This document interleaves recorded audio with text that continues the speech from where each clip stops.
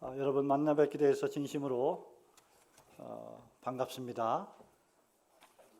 많이 좀 분위기가 좀 무거운 것 같습니다만은 뭐 공부하러 오셨으니까 뭐 분위기가 무거울 수밖에 없지요. 그래도 좀 밝은 분위기 속에서 공부를 또 이 강의를 이렇게 들어주시면 감사하겠습니다.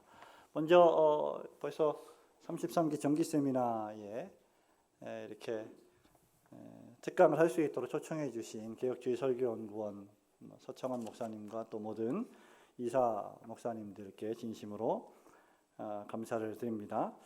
지금이 4시 45분인데요. 저에게 주어진 시간이 6시까지입니다. 4시 반부터 6시까지인데 15분이 이제 지나서 가능하면 6시에 마치도록 언제 시작하든지 마치는 시간은 동일하도록 그렇게 하겠지만 혹시 못 마치면 5분 정도를 5분만 좀 더 하겠습니다. 별로 웃지도 않으시는군요. 한 1시간 한 15분, 20분 정도의 시간을 통해서 제가 오늘 여러분들에게 말씀드릴 내용은 존 오웬의 칭의 교리의 역사적 중요성인데 그 앞에 다원주의 사회에서의 존 오웬의 칭의 교리의 역사적 중요성이라는 문장을 덧붙였습니다. 저는 이제 칭의 교리에 대해서 관심이 상당히 많고 또 THM 논문도 칭의 교리에 관계된 전가 교리에 대해서 논문을 썼고 그것이 2, 3년 전에 책으로 또 출간이 되기도 했습니다만은 칭의 교리에 대해서 관심이 많은 이유 가운데 하나는 칭의 교리가 기독교회뿐만 아니라 또 개인적인 신자에게 있어서 신자의 구원에 있어서 그리고 신자들이 모인 교회 공동체에 있어서 치명적으로 중대한 교리이기 때문입니다.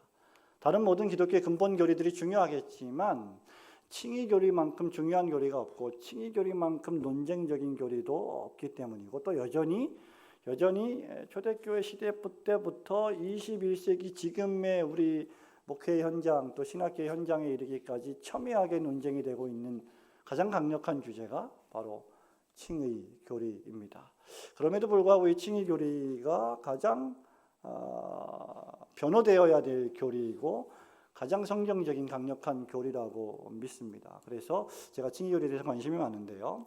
왜 이번 근본 강의에 칭의 교리의 역사적 중요성, 특히 존 오웬의 칭의 교리의 역사적 중요성을 이야기하고자 하느냐라고 할 때 이렇게 좀 시작을 하고 싶습니다. 오늘날 한국의 교회들 또 한국의 교회를 출석하고 있는 많은 교우들 중에 뭐 일부분일 수도 있고 또 뭐 많은 다수일 수도 있겠지만 목회를 하시는 분들이 오늘 뭐 많이 계시리라고 믿습니다. 이 자리에 목회를 하시다 보면 가장 곤혹스러운 일 가운데 하나가 성도들이 교우들이 이 목회자의 설교를 하나님의 말씀으로 받아들이지 않고 목회자의 설교에 대한 권위를 존중하지 않는다는 것.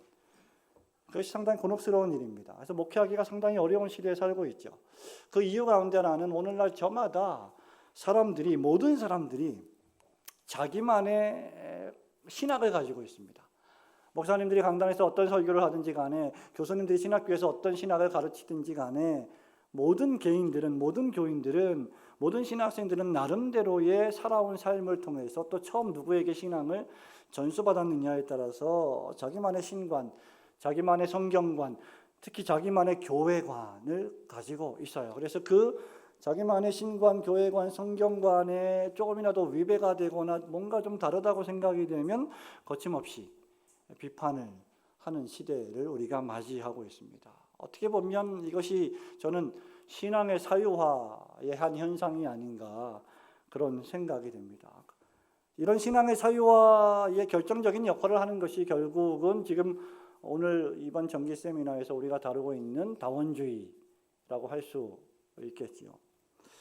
우리 신국원 교수님이 아주 중요한 이야기를 했는데 세속사회에 가장 잘 부합하는 문화적 이데올로기가 바로 다원주의의 핵심이다. 포스트 모더니즘의 핵심 사상이 하나의 절대적인 진리는 없고 모든 것이 진리가 될 수 있다고 하는 그런 사상인데 그런 사상은 특별히 세속사회에 가장 잘 부합하는, 그리고 20세기와 21세기에 접어들면서 오늘날 특별히 우리가 살아가는 이 시대에 가장 잘 부합하는 문화적 이데올로기다, 이렇게 주장을 한 말은 상당히 옳은 말입니다. 그러니까 이런 어떤 세속사회에 잘 부합하는 문화적 이데올로기로서의 다원주의, 말하자면 진리라고 하는 것이 단수가 아니고 또 유일하지 않고 다양하고 많고 그런 것들이 존중되어야 한다는 이런 사회 속에서 기독교의 배타적인 진리 내지는 구원론 또는 기독교의 카디널 닥트린, 이 근본적인 교리들을 설교하고 그것을 설복시키고 그것을 믿게 하는 것은 대단히 어려운 과업입니다. 그래서 오늘날의 신학도 보면 더 이상 전통적인 신학이 정통적인 오소독스한 신학으로 또는 트래디셔널한 신학으로 인정받지 못해요. 그만한 가치나 그만한 권위를 부여받지 못하고 있죠. 전통적이라고 하는 말, 그리고 정통이라고 하는 말은 구식으로 표현이 되고, 또 더 이상 오늘날 우리의 이 변화하는 첨단 과학의 시대, 또 첨단 문화의 시대에서는 더 이상 이러한 정통 또는 전통이 표준이 되지 않는다.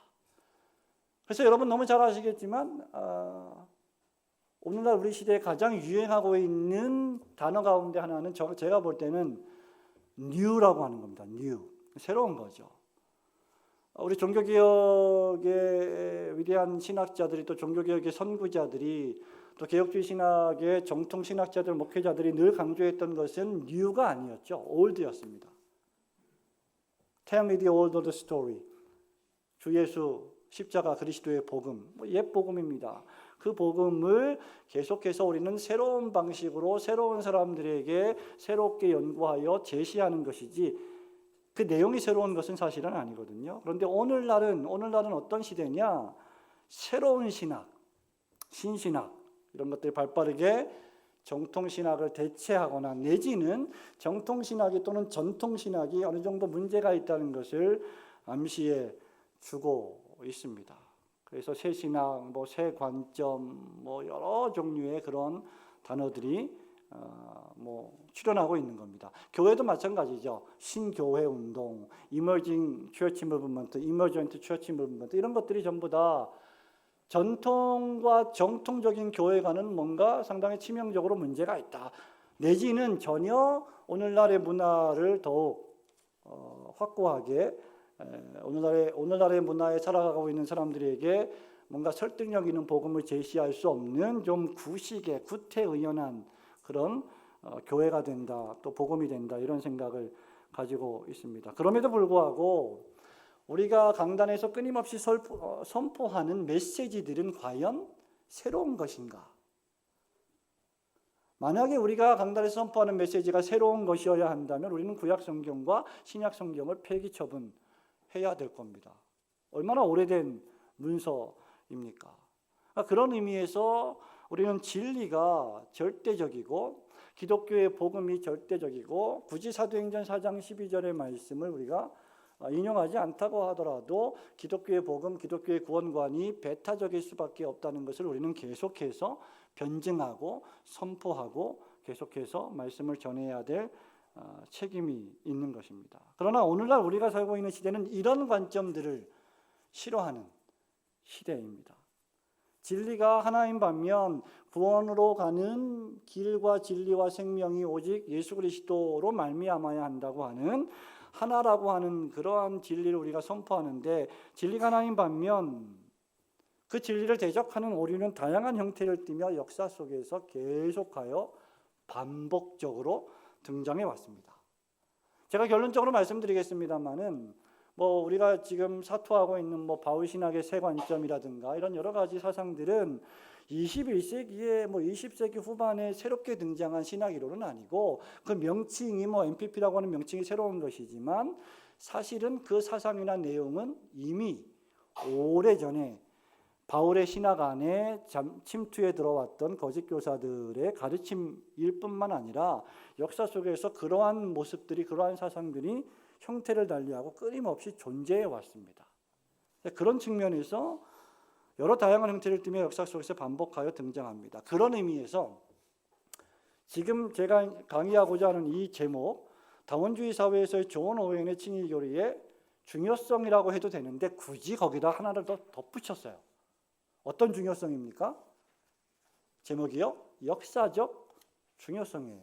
저는 고신교단에 있기 때문에 SFC 운동을 잘 알고 있고 또 SFC 강사로 자주 나가서 특강도 하고 설교도 하고 소요림답도 가르치는데 SFC 운동의 그런 집회를 할 때마다 늘 여부위원장이 나와서 제창을 하는 게 있습니다. 그게 강령 제창이에요. 우리는 전통적 웨스트민스터 신앙고백서 및 대소요림답을 우리의 신조로 한다.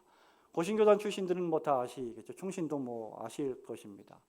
근데 그때 우리는 웨스트민스터 신앙고백서 및 대소요림답을이라고 해도 되는데 굳이 거기다가 전통적이라고 하는 말을 붙인다는 거죠.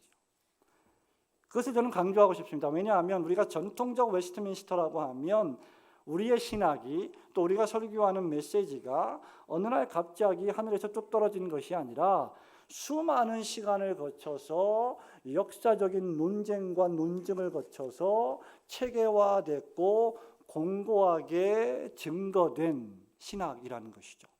그것이 역사적이고 전통적이라고 하는 단어에 담겨 있는 의미입니다. 그렇기 때문에 우리는 이것을 역사적 개혁파 신학이라고 부르죠. 화란의 세일치 신조를 포함해서 영미권의 외민신앙고백서와 대소요림답, 이 두 가지는 서로 배척된다기보다 서로 상호 협력하고 있는 아주 귀중한 역사적이며 전통적인 개혁파 문서들입니다. 제가 역사적이라고 하는 단어를 중요하게 생각하는 이유는 이 우리 장로교회 신학이 추구하는 역사적이고 전통적인 신학이 한 개인의 발명품이 아니라는 거죠. 그리고 어떤 한 개인의 신학적인 사상이 아니라는 겁니다. 다시 말하면 시대가 어떻게 변하든지 또 문화나 사상이 어떻게 변화하든지 간에 우리가 증거하는 것은 우리 개인의 사유나 개인의 철학에 개인의 어떤 반성에 의해서 만들어진 신학을 증거하는 것이 아니기 때문에 권위가 있다는 겁니다. 기독교의 역사적 진리를 전파하고 변증하는 것은 그래서 우리의 시대적 사명이라고 할 수 있는 것이죠. 그런 의미에서 존 오웬의 칭의 교리가 존 오웬 개인의 것이 아니라 이 말씀을 드리는 겁니다. 존 오웬의 개인의 것이 아니라 그리고 또 존 오웬이 보통 이제 회중교회주의자이긴 합니다만 교회론에서 약간 우리와 다릅니다만은 존 오웬이 칭의 교리를 이제 연구하고 가르치면서 수많은 이제 이단들과 싸우는데 그러한 과정 속에서 증거해야만 했던 것이 그리스도의 능동적 순종과 수동적 순종의 개념들이에요. 이 그리스도의 완전한 순종을 능동적, 수동적 순종으로 이렇게 구분하게 되죠. 근데 이 능동적, 수동적 구분도 존 오웬이 외민신앙고백서에서 좀 더 나아가서 사보의 선언을 만들 때, 회중교회의 신앙고백문을 만들 때 첨가하고 수정해서 넣은 것이 아니라 이미 외민신앙고백서의 신학자들이 공유하고 있던 내용들을 더욱 구체화시킨 것이고 또 존 오웬이 이 그리스도의 능동적, 수동적 순종, 칭의 교리에 있어서 치명적으로 중대한 그 이 두 요소를 발명하거나 갑자기 만들어낸 문구가 아니라는 겁니다.